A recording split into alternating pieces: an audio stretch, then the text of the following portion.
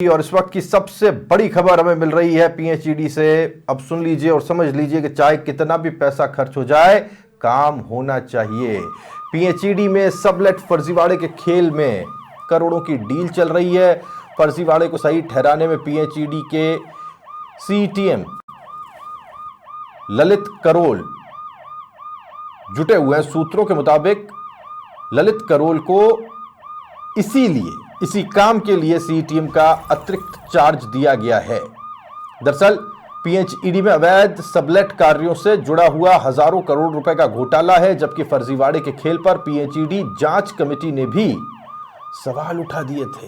लेकिन मामले में कमेटी पर ठेका कंपनियों ने ऊपर से दबाव बनवाया। अब ये ऊपर क्या है आप खुद सोचिए। दबाव के बाद कमेटी ने मामले को एफडी के पाले में भेज दिया। अब एफडी यानी कि अब ये डिपार्टमेंट जो है फर्जीवाड़े के इस खेल को गलत बता रहा है, लेकिन एफडी ने भी दबाव के बाद मामला एडी के पाले में डाल दिया।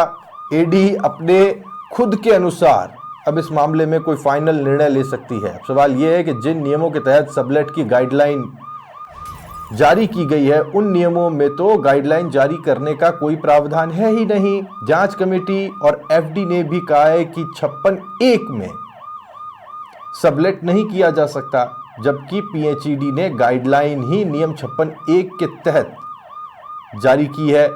ऐसे में सबलेट की गाइडलाइन पूरी तरह से नल एंड वॉइड हो जाती है, यानी शुरुआत से ही गलत है। ये जो चीज हो ही नहीं सकती उसको कैसे कर दिया गया। अब अवैध, क्योंकि ये गलत और अवैध हो गई है, फिर उस गाइडलाइन में जो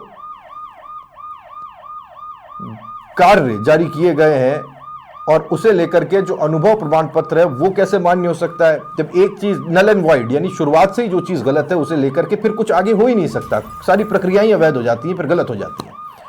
जबकि अवैध गाइडलाइन में सबलेट कार्यों का अनुभव जारी करने का प्रावधान था ही नहीं। फिर भी पीएचईडी इंजीनियर्स ने फर्जी तरीके से अनुभव प्रमाण पत्र जारी कर दिए और अब इन फर्जी अनुभव प्रमाण पत्रों से करोड़ों का काम देने की तैयारी की जा रही है। बड़ा सवाल ये कि क्या फर्जीवाड़ों का दूसरा नाम पीएचईडी बन गया है। अब ये सवाल पूछें भी कि नहीं पूछें, पीएचईडी में जिस तरह की परिस्थितियां हैं या स्थिति है उसे देखने के बाद ये सवाल पूछना भी अपने आप में बेईमानी है, क्योंकि जो कुछ हो रहा है वो आपके सामने देखिए और कैसे एक नया खेल खेलने की कोशिश हो रही है। जो चीज हो ही नहीं सकती उसे